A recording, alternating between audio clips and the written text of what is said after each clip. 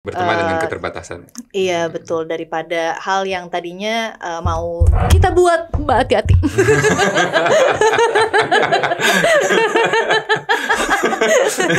Kok kesannya kok menakut afraid fear itu lebih gampang kan, cuma gitu aja.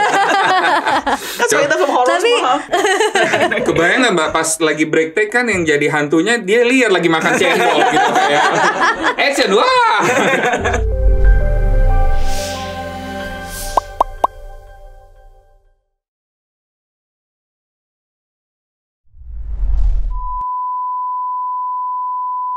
Akhir-akhir ini sering mendung dan tubuh bisa kekurangan sinar matahari. Minumlah Hydrococo Vitamin D, minuman vitamin D 3 pertama di Indonesia. Praktis, bantu penuhi kebutuhan harianmu. Let's go. Masa depan kan? Ini. Aku Sore, istri kamu dari masa depan.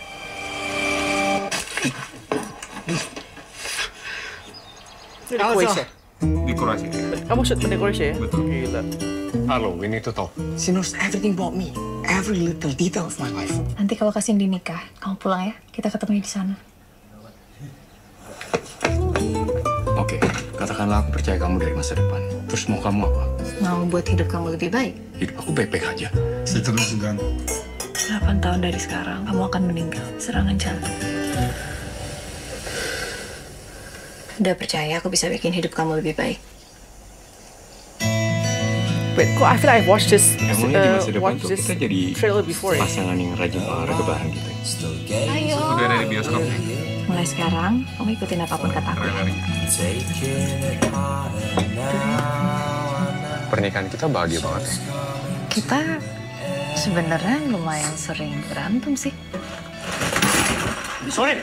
Kalau emang kamu mau mati lebih dulu ya udah nggak usah dengerin aku lagi. Sorry. Masa sorry dengerin aku kan udah bilang sama kamu. Gak ada yang bisa ngatur aku meskipun istri aku. Aku bilang tidur. Aku gak bisa tidur kalau belum selesai. Cuma sekali abis ini udah. Aku gak bisa langsung berhenti gitu aja. Tahu nggak kenapa senja itu menyenangkan? Kadang ia merah merekah bahagia, kadang ia hitam gelap berduka.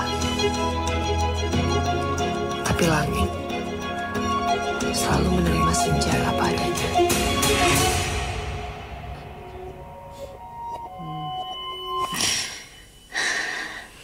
Did she act in itu filmnya itu ya? Jatuh cinta seperti di film-film. Yang Mas sama Niko Saputra bukan sih itu? Bukan. Aku belum pernah main sama. Yang story takin Niko Saputra aku lupa itu. Tapi muka aku generik sih. Sebuah kesimpulan. Berapa episode sih dulu yang di 9 episode. 9 episode. Kenapa tiba-tiba mau jadi bikin feature filmnya ya? Dulu buatnya web series Sore itu lalu cerita romance pertama yang saya buat Mbak. Jadi dari dulu seringnya drama keluarga. Itu mungkin kenapa film panjang pertamanya dulu Keluarga Cemara. Iya. Dulu dibuat waktu masih pacaran dengan istri saya gitu. Jadi tentu saja reference apa itu romance, apa itu penerimaan, apa itu relasi, berangkatnya nggak jauh-jauh dari situ. Sudah waktu berlalu, udah nikah, sekarang udah nikah 6 tahun, punya 2 anak, masih baru tentunya. Tapi ketika melihat lagi pemaknaan hubungan yang dulu saya bicarakan dan melihat sekarang terjadi di pernikahan, ternyata hal-hal yang dulu dibicarakan dapat bergerak lebih dalam di kehidupan sehari-hari gitu dan sangat dapat dinikmati.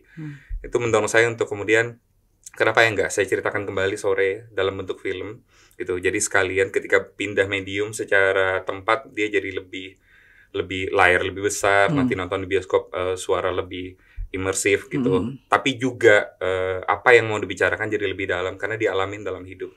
Jadi ada perbedaan antara yang webnya atau dengan filmnya atau ada pasti. Ada. Jadi ada surprises lah yang penonton belum tahu juga kan. Betul, tantangan banget Mbak sebenarnya karena yang di trailernya kita berusaha menyembunyikan plotnya gitu. Okay. Jadi banyak memang komen teman-teman terutama fansnya yang bilang kayak apa bedanya ya kelihatannya mirip. Iya karena kita berusaha memberikan pengalaman menonton di bioskop. Okay. Jadi harapannya nanti penonton waktu melihat ceritanya berjalan sama kayak rasanya pertama kali kita nonton film kita sendiri mau berbagi itu. Tapi periode waktunya sama nggak sih? Di film masih di web itu? Atau emang sekarang 2024. Pas itu kan webnya kan adalah di tahun 2000 berapa? 2017 tayangnya. Oke. Jadi artinya the web kan di set tahun 2017, Yes. TV tahun 2024 kan. Betul. Jadi artinya apakah kayak contohnya aktor yang Dion yang mainkan role-nya itu, apakah dia mau lebih tua atau emang tetap seperti zaman dulu? Akhirnya cerita harus kita buat dia lebih tua sih. Oh, Karena secara benar, look kan? memang Dion kelihatan Iya. teenager. Oke, makanya pertanyaan saya adalah kenapa nggak di remake aja seperti kayak zaman dulu lagi gitu loh? Atau tadi kamu bilang karena emang kamu udah juga ada berubah secara person, jadi makanya ada sedikit mengubah karakter daripada Dion tersebut lebih matang, lebih tua dan lain sebagainya. Betul, dan konflik dari ceritanya jadi lebih dalam. So again ada surprises dari film ini. Jadi orang yang nonton di web pun bisa nonton ini pasti tetap merasa kayaknya satu hal yang baru ya. Dan kalau orang belum nonton film ini belum nonton web seperti saya, nonton film ini juga tidak merasa kayaknya ketinggalan gitu kan. Bisa Benar. nonton aja kan. Iya, bisa menonton filmnya tanpa menonton web seriesnya sama sekali. Oke, by the way Sheila is the actress-nya ini ya kan. Sebelum kamu pernah nonton web seriesnya sore nggak? Sebelum kamu audition atau sudah atau belum? Aku dari tahun 2017 itu aku sudah nonton dan aku ngefans banget sama web seriesnya dulu. Yang bener-bener setiap minggunya aku tungguin. Kok nggak keluar-keluar ya? kayak harus udah keluar di jam segini gitu. Oke. Jadi emang dulu ngikutin dan sebelum syuting dan sebelum reading, jadi sempat ada 2 kali momen aku menonton ulang web series. Oh, udah menonton juga. Dan ngedrop. Jadi Apa maksudnya drop? jadi kita mau reading, dia jalan di mobil, nyampe lesu sekali. Kenapa sih? Aku habis nonton semua web series terus bagus banget. Aku bisa nggak ya bawa ini sekali lagi lebih baik gitu. Correct. Menurut kamu ada challenge nggak sih? Kamu kan replace aktris yang dari web series ini kepada kepada kamu. Dan tadi kamu bilang banyak fans dari web ini yang udah nonton yang udah biasalah dengan 2 aktor aktris ini. Sekarang tiba-tiba kok aktris diubah gitu. Mungkin juga ada hater loh, ya kan? Sama kamu juga ada feeling pressure pasti kan. Jadi bagaimana kamu menyiapkan hal itu semua ya? Kalau buat aku sih pasti kalau challenge-nya adalah karena Katika sebagai Sore itu sangat lovable dan sangat membekas di hati penggemarnya Sore web series. Jadi pasti tantangannya adalah aku pun karena aku dulu fansnya jadi kayak, aduh aku bisa nggak ya kayak bikin Sore sememorable Katika gitu dan pasti ada pressure karena setelah nonton memang ada momen-momen di web series yang kita bikin lagi di filmnya gitu. Pasti ada pressure-nya, cuman untungnya karena ceritanya sendiri sebenarnya berbeda. Dan konflik yang dialami Sore di film dan web series itu beda. Jadi akhirnya yang aku lakukan adalah ya aku berusaha jujur aja sama skripnya, banyak ngobrol sama Yandi. Aku ngerasa at least ketika aku sincere rasanya nggak ada penyesalan lagi setelah nanti filmnya tayang. Film ini menarik ya karena kan kalau kita tahu adalah Sore datang untuk mengkasih peringatan kepada Jonathan. Berarti namanya kenapa sangat beda sekali Jonathan sama Sore gitu ya. Satu sangat Amerika, satu sangat very Indonesian Sore gitu loh. Ini satu harusnya sorry ya. Sorry ya. Lebih western ya. Saya namanya western. Alright. So kan ceritanya tentang gimana kamu sebagai istrinya itu sangat peduli kepada sang suami dan kita melihat bahwa kondisi suami ini sangat tidak sehat, tidak baik karena dia pekerjaannya dia fotografer dan lain sebagainya, dia capek sekali. Nah, kalian berdua kan ada orang yang dunia entertainment yang saya tahu bahwa banyak orang yang merasa kayak kerjanya gampang. Tapi setahu saya tuh benar-benar capek. Misalnya lagi traveling, syuting kan di Croatia kalau nggak salah demi syuting ini berapa bulan by the way syuting kemarin? Di Kroasia 53 hari, di Finland 2 minggu. Wow, di Indonesia 3 hari. Jadi di luar negeri mungkin kamu juga nggak ketemu suami, ketemu anak dan lain sebagainya. Dan terutama sebagai saudara nih, even post production capeknya setengah mati kan. Luar biasa. Jadi apakah memang ini ada sedikit dari kalian punya real life situation yang dibawa ke dalam film ini dan message daripada film ini? Jadi dulu ya, gimana ya? Dulu ya. Sebenarnya berangkat dari 2 peristiwa besar di hidupku sih, Mbak. Jadi yang pertama idenya tuh istriku itu dia fashion designer. Dan selalu baru mulai kerja jam 1 malam sampai matahari terbit. Kenapa? Baru dapat idenya, baru dapat semangat night person. Jadi dari zaman pacaran itu dari ngomongnya baik-baik, berantem, bercandaan, nggak mempan, pokoknya tetap begadang aja. Itu kenapa dulu buat web seriesnya kayak di seputaran kesehatan gitu, mau hidup bareng lebih panjang gitu. Kan banyak yang kita dengar kalau orang ngegombalkan, aku rela mati buat kamu gitu. Padahal lebih sulit menurutku, aku rela hidup buat kamu Yes, gitu. Kayaknya salah satu hal yang terbesar dalam hidupku juga waktu 2 SMP, papaku meninggal. Dia heavy smoker, terus kena kanker paru-paru gitu. Dan punya memori menyakitkan lihat dia udah kurus kering sekali gitu, udah stadium akhir. Waktu mama lagi pergi dia diam-diam ngerangkak. Sebenarnya dia udah terbaring terus tuh Mbak. Jadi duduknya susah, tapi bisa merangkak berdiri, megang-megang tembok gitu yang ngerayap, ngambil rokok di ujung lemarinya gitu, hanya buat ngerokok lagi aja dalam keadaan kurus kolontang gitu. Jadi timbul pertanyaan di saya gitu, yang tahu papa akan sebentar lagi pergi kan, kayak papa itu lebih milih rokok dari saya ya, gitu. Jadi kayaknya dua hal tentang relasi dan hubungannya dengan kesehatan dan apakah kamu mau hidup buat orang yang kamu sayang, itu pertanyaan yang timbul dari awal menceritakan sore. Bahwa kebetulan hari ini saya ternyata bekerja di industri film yang juga jam kerjanya begadangan. Mungkin itu membantu kita ya, lebih relate untuk juga di saat yang sama waktu syuting di cerita film gitu, saya dan Mita sama-sama terus mengupayakan supaya jam kerja orang tuh sehat. That's interesting. Jadi gak ada kami yang situasi sendiri, kamu malah jadi pengen tim kamu juga lebih bisa jam kerjanya. Oke. Jadi artinya like office hours time gitu? Kemarin di Kroasia kita 12 jam syuting. Memang karena ikut regulasi di Eropa. Nggak boleh sembarangan juga kan? Nggak boleh lebih dari 12 jam. Okay. Tapi selama ini juga di cerita film kita sudah mulai memperlakukan itu sih, 14 jam gitu. Jadi kita berusaha terus mencari cara bagaimana supaya jam kerjanya tepat. Tapi kan juga tarik-menarik tuh Mbak sama investasi di industri kita yang belum sebesar itu. Oke. That's interesting. Jadi, that's really nice. Jadi artinya benar-benar kamu pedulikan, mempraktekkan. Jadi bukan cuma buat diri kamu, tapi buat tim kamu juga ya. Bener. Karena sebenarnya sebagai director aja, kalau ngedirect tapi udah lewat jam 10 malam tuh udah nggak bisa ngerasain tuh Mbak. Udah ngeliat visual aja, cut. Rasanya apa? Nggak tahu. Udah capek aja.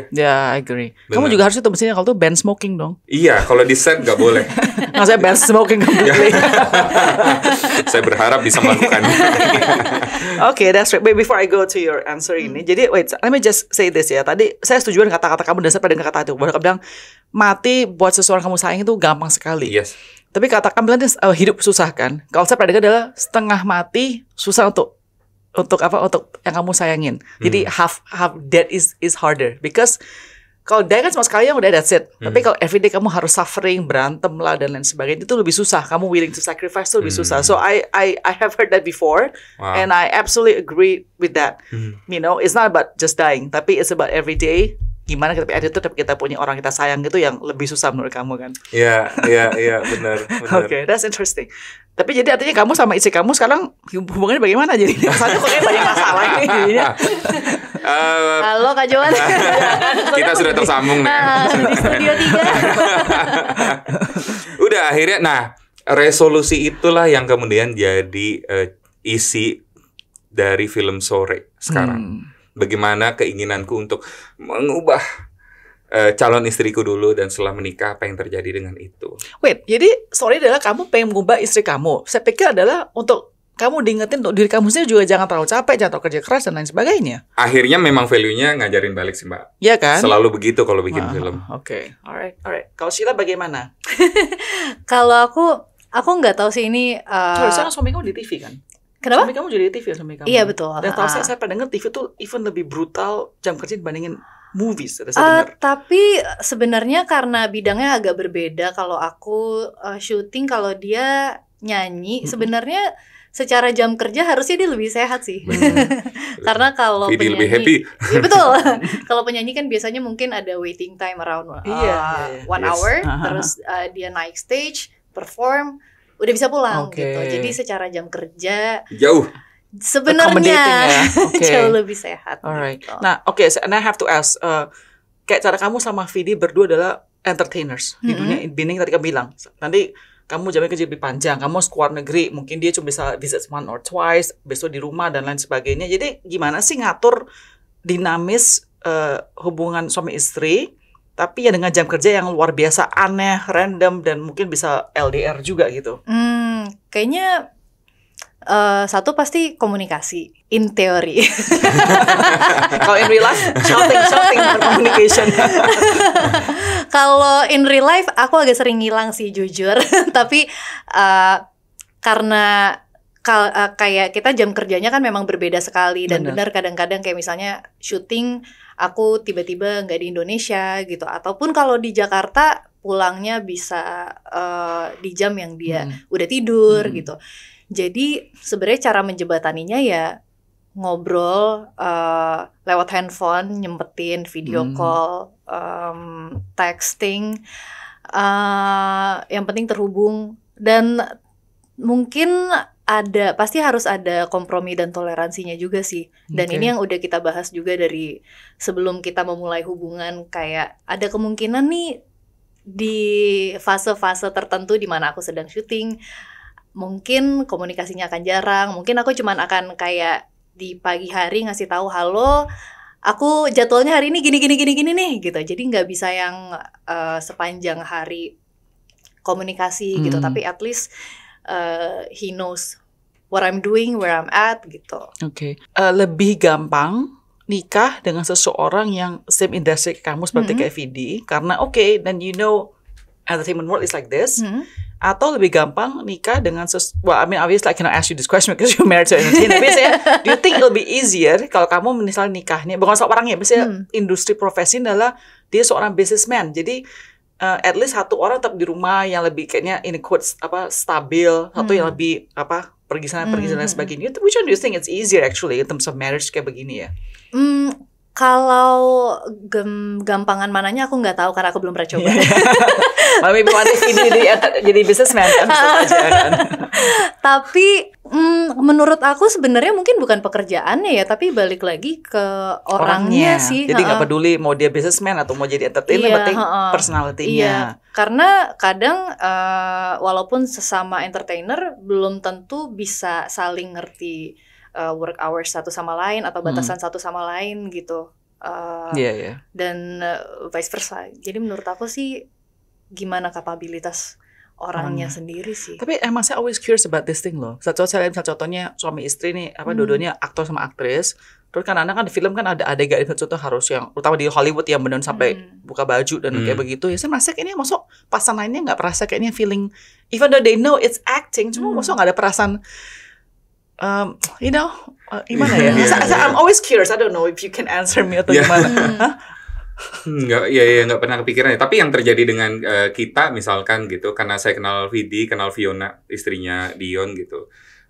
Kayak di film sebelumnya juga gitu, kenal Mas Ernest suaminya Nirina, kenal Sabah istrinya Ringo. Akhirnya memang jadi lebih kayak hal itu eksis sih Mbak. Pertanyaan tentang kan? Iya seberapa intimate dan nanti gimana ya rasanya. Dan kalau nanya saya pribadi, saya juga bukan tipe yang bisa di level itu sih untuk kayak. Kamu nge-acting soalnya kan? Enggak, maksudku untuk membuat adegannya gitu. Knowing saya berteman baik dengan semuanya gitu, terus membuat misalkan Sheila sama Dion, terus kayak bagaimana saya melihat Vidi dan Fiona habis itu gitu, kayak karena kita beneran temenan aja gitu. Jadi saya pun belum bisa memahami itu, tapi sangat appreciate gitu buat teman-teman aktor yang dan director dan filmmaker yang bisa melakukannya. Iya kan, gitu. maksudnya especially nanti kamu teman sama istrinya si Dion teman sama suami kamu, saat kamu sang kiss sama si Dion, nanti in real life pas kita hangout itu jadi aneh nggak sih? I'm just asking like bener kayak orang awam ya. Dion sih yang benar bisa jawab kan dalam melakukannya. Sebenarnya Dion yang bisa jawab. Tapi kalau aku sendiri, karena sebenarnya setiap aktor tuh pasti punya boundariesnya masing-masing. Mungkin ada yang bisa go through with everything, ada yang bisa mungkin kissing scene but not bad scene. For me, aku emang tidak melakukan kissing scene dan scene lainnya yang lebih jauh daripada itu. Okay. Sebenarnya jujur kalau suami aku sih membebaskan. Kalau dia kayak karya art. Tapi kemudian memang aku dari sebelum nikah, keluarga aku ada difficulty untuk menerima itu gitu. Dan aku pikir ya sebelum aku jadi aktor, aku sudah lebih dulu menjadi anak mereka gitu. Jadi ya aku pengen respect their wishes aja gitu. Oke, dan kamu pernah nggak kehilangan roles karena batasan tersebut? Mungkin saudara bilang, sorry ini perlu kissing scene, kamu nggak mau, ya I have to find another actress. Pernah nggak? So far sih belum sih, karena Yeah, but how do you know? Maybe they said no to you, but how do you know that's not the reason? nggak pernah tahu karena aku nggak dikasih tahu. Tapi kalau selama ini yang terjadi dan yang sepengetahuan aku, biasanya kalau misalnya ada kissing scene, yang aku lakukan adalah ini tuh krusial banget nggak ya untuk scene-nya? Ada nggak ya hal yang kita bisa lakukan yang rasanya secara apa ya? Bisa sama-sama pengaruhnya tuh sama signifikannya terhadap progres plotnya, tapi bukan kissing scene gitu. Ada nggak ya hal-hal yang bisa kita lakukan yang lain gitu, cari High five. Agak patah ya. Sorry. Iya sih, gue suka banget sama lo. Tapi yang itu sih yang aku lakukan. Biasanya cari alternatifnya dulu gitu, diskusi dulu, karena kan kalau kita nggak komunikasiin dulu sama direkturnya, kita nggak pernah tahu, siapa tahu malah kita bisa menemukan hal yang lebih manis daripada berteman dengan keterbatasan. Iya betul, daripada hal yang tadinya mau kita buat. Mbak, hati-hati.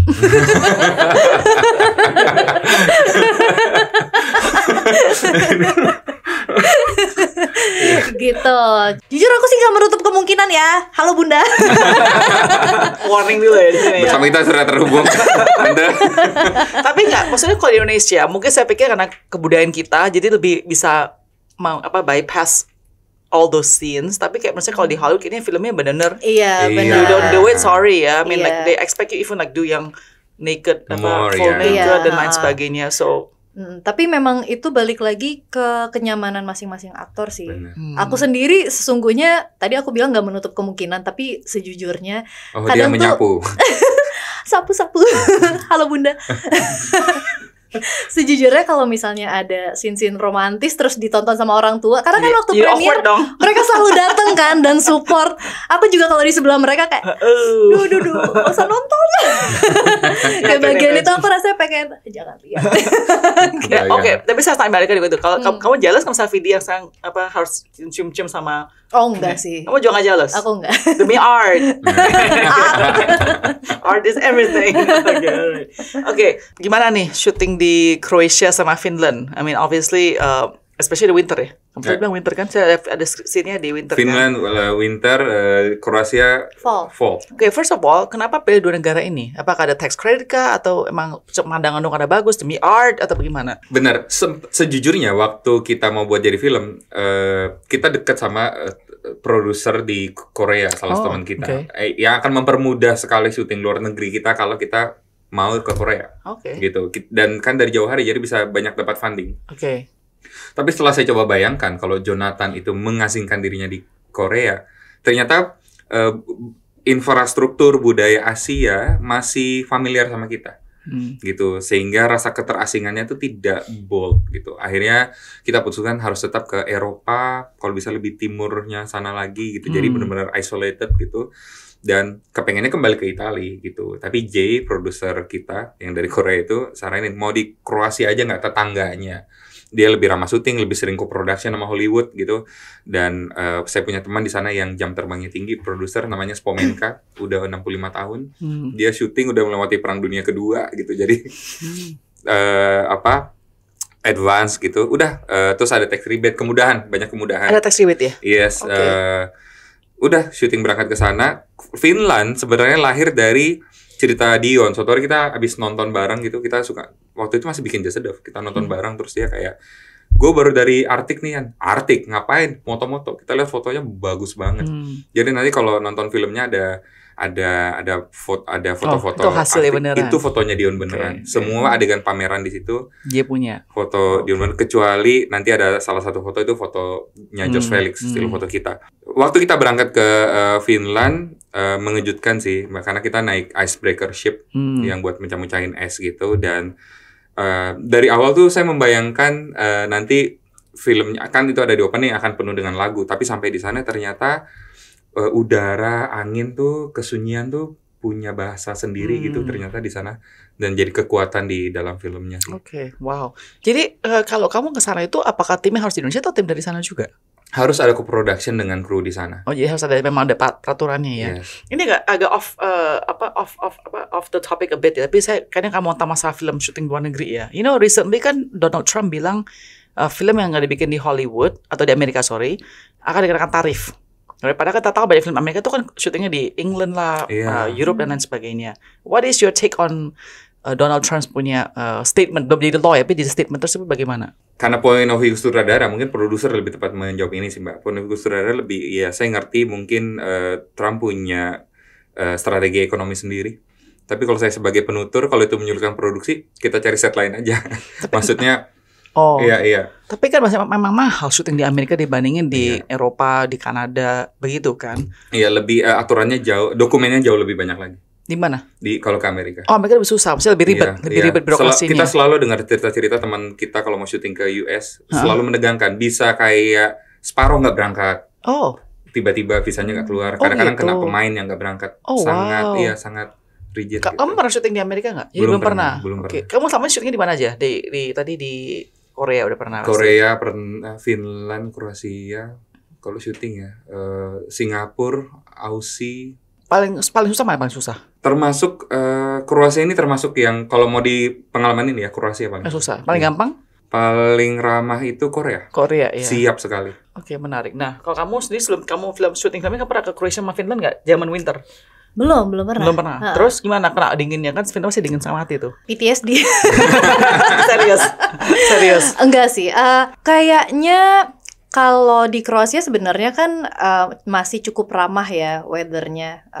Kebetulan masih fall, masih musim gugur. Sorry, bulan apa sih ini mas syutingnya?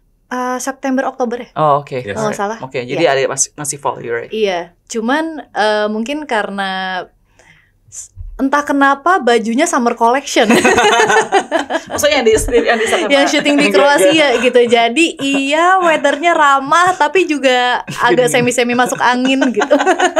Iya, cuman kayaknya masih lebih bearable daripada waktu syuting di Finland sih. Finland itu berapa Finland itu?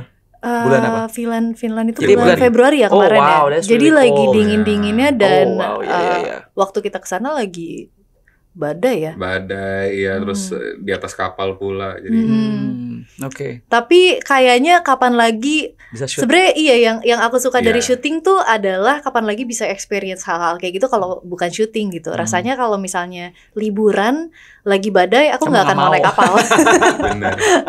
Tapi karena lagi syuting bisa menerjang badai Memaksakan, di tengah kan? laut itu kan kayak sungguh once in a lifetime experience gitu. Katanya tuh nggak aurora borealisnya pas ke sana.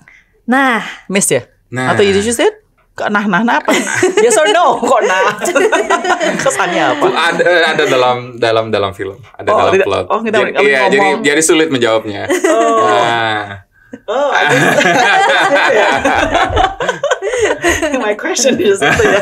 Alright, got it. Okay, fine. I want to ask you. Alright, mungkin saya Yandi, film ini udah selesai ya kan? And I know kamu sangat produktif banget dengan making a lot of movies gini. So what is the most important message daripada film sore ini? Kamu tadi bilang bahwa tentang kesehatan diri kamu sih, hubungan kamu dengan istri kamu dibawa ke film. There's a lot of serious stuff actually happening in this movie ya. yang sesuai dengan kamu punya perjalanan hidup juga pribadi, right?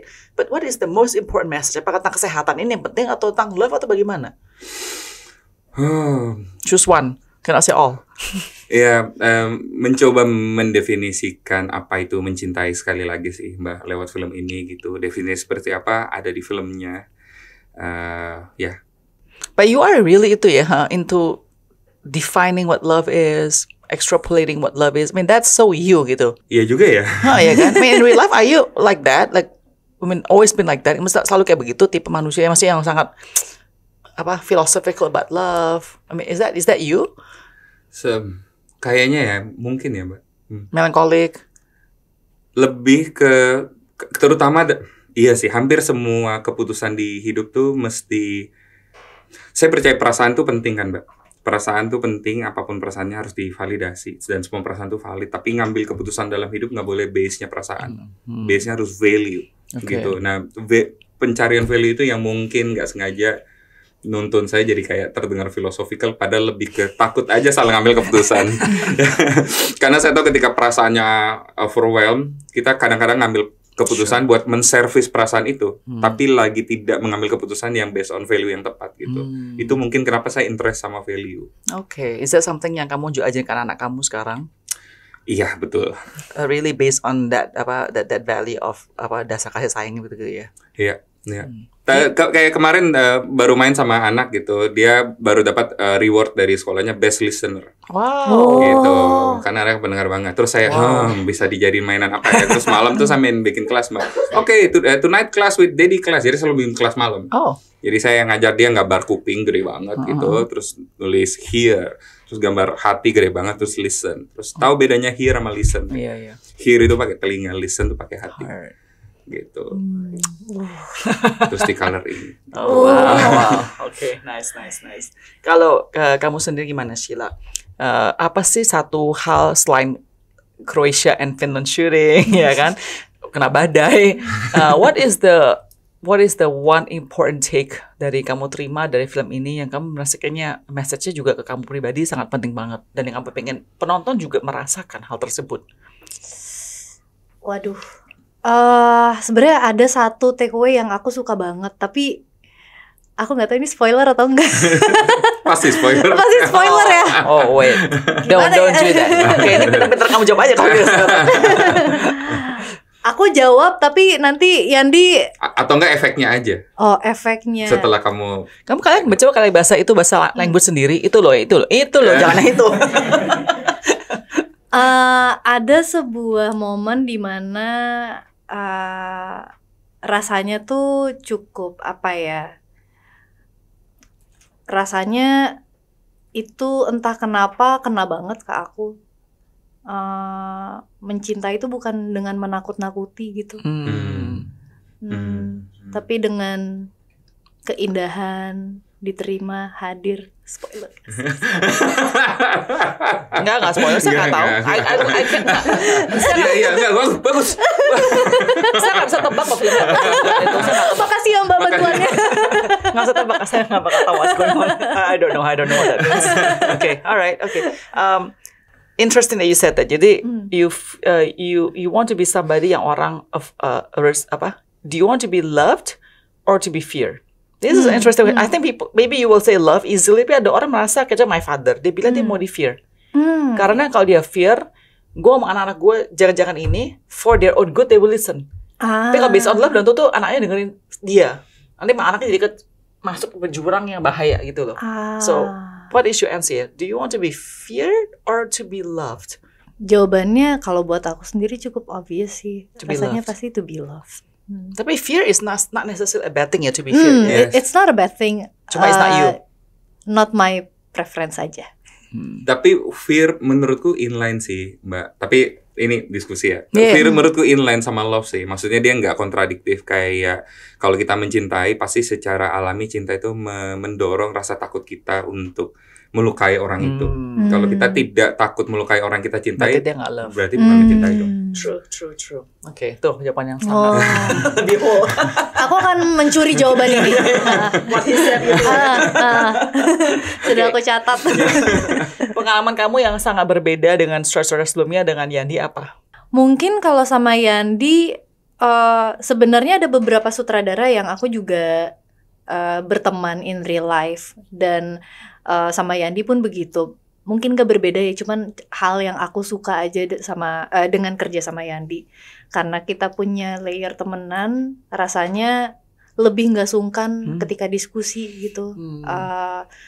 Karena sejujurnya aku tuh gak bagus merangkai kalimat. Jadi kadang aku tahu rasanya tuh kayaknya ada something deh yang ganjel, tapi apa ya kalimat yang tepat untuk mendeskripsikan apa yang aku rasakan gitu. Dan rasanya sama Yandi jadi ada ruang untuk Yandi ada sesuatu tapi aku nggak tahu apa. Tolong dong bantuin pikirin gitu. Kadang-kadang syutingnya berhenti cukup lama tuh Mbak, kayak 10 menit, 15 menit. Teman-teman kita break sebentar ya, gitu. Udah sih apa sih? Ya aku ngerasa ganjil sih tadi. Apa? Nggak tahu. Oke, ini bukan, udah gitu sampai 15 menit baru nemu. Berarti mau listener juga ya? Harus sih Mbak. Nggak, that's not true. I mean, saya baca banyak banget saudara kayaknya yang juga sangat authoritarian, sangat dictatorship on the set. I mean, when you say harus, tapi that doesn't apply to a lot of movie directors out there. Ya, mungkin ada pendekatan pendekatan directing yang berbeda gitu. Kalau saya percayanya mendengar karena saya sangat percaya sama intuisi dan empati yang aktor punya. Jadi kalau mereka sense something off, karena mereka bergerak kan pakai jiwa dan rasa. Sementara director kan iya pakai jiwa dan rasa, tapi juga dengan konsep-konsep yang sangat teknikal gitu. Jadi kalau mereka menyuarakan sesuatu, saya anggap sebagai alarm yang bunyi gitu. Jadi coba ditampung aja, jangan-jangan, dan seringkali sejauh ini selalu terbukti benar kalau alarmnya bunyi, biasanya sesuatu yang benar-benar harus diperhatikan. Okay. Jadi mau cuma Sheila doang, tapi semua aktor kamu treatnya like that, listen and try to be empathetic. Dan yang menyenangkannya Mbak, ketika misalnya mereka udah cerita, habis itu mereka tahu kita udah dengar, mereka benar-benar ya, tapi yang dia mereka call. Habis itu saya misalnya tetap ngambil keputusan yang kontradiktif, mereka tetap mau percaya, itu saya makasihnya banget sih. Lebih susah sebagai artis ya, aktris, lebih susah untuk nangis atau untuk kelihatan ketakutan. Wah. Aduh, sulit sekali menjawab pertanyaan ini karena tergantung konteksnya. Ya, misalnya contohnya saya bilang harus speed acting right now. Ayo, look scared atau look sad, which one is actually harder? Apa ya? Saya bisa membantu menjawab. Terima kasih, aku suka. Ini suasana syutingnya begini memang ya. Jadi kenapa dia sulit menjawab? Karena Sheila dan Dion dan beberapa teman kita yang kita kerja sama bareng itu, mereka beliefnya terhadap acting itu bukan to showing, tapi to secara jujur merasakannya. Jadi kayak Sheila karena punya jam terbang syutingnya panjang sekali, sebenarnya di strap 5 menit disuruh nangis tuh bisa. Cepet banget. Disuruh nangis. Nangis nih sekarang bisa nangis. Tapi kita dan dia sendiri tahu bahwa itu ya air mata keluar aja. Tapi apakah ada rasanya, apakah ada konteksnya, itu yang susah. Jadi kenapa dijawab konteksnya? Iya, kalau konteks nangisnya misalnya karena adegan ada duka kematian gitu. Oh iya gitu. Tapi kalau nangisnya dukanya atau air mata keluar karena layer yang lebih kompleks, itu yang bikin susah untuk tiba nangis karena itu benar. Karena harus lebih dig deep, lebih perlu dikeluarkan di unspool gitu ya. Benar, dan sama-sama menyakitkan kalau tahu misalkan dalam waktu kita kerja nangis sih, tapi kok kosong ya, kita biasa ngomongnya gitu. Iya, air mata keluar sih, tapi nggak ada rasanya, benar. Kok kesannya menakut afraid fear itu lebih gampang kan, cuma gitu aja. Coba yang pernah syuting horor, silakan. Tapi aku ngerasa ketakutan tuh juga mengekspresikannya susah karena pasti ada level-levelnya. Iya, gitu. Karena ada takutnya cuma yang ke film-film yang tiba-tiba muncul pocong yang gitu doang, sama yang kayak takutnya yang takut hilang orang itu beda feelingnya ya. Kebayang nggak Mbak pas lagi break take kan yang jadi hantunya dia lihat lagi makan cendol gitu kayak action, wah. Nah, kita makan cendol bareng. Ya, I'm always interested sih behind the scene itu kayak gimana ya kalau lagi set momennya, and I mean to get the environment and atmosphere terus ke bawah walaupun sudah cut, tetap aja ada atmosfer itu kayaknya nggak segampang kita pikir ya. Menarik. Oke, sorry Yandi, kapan filmnya keluar? When can we expect this movie out? Terus di mana saja? Please share. Sore Istri dari Masa Depan, filmnya tayang di bioskop, seluruh bioskop Indonesia tanggal 10 Juli. Premier kapan premiernya? Premiernya tanggal 2. Oh, sorry, I cannot come ya. Saya bakal di Finland. Real set ya. Real. Saya mau ngalamin gitu. 4D. But thank you so much again ya. It's always nice to talk to you, Andi, and nice to meet you, Sheila ya. All the best with Sore ya. Amin, terima kasih banyak.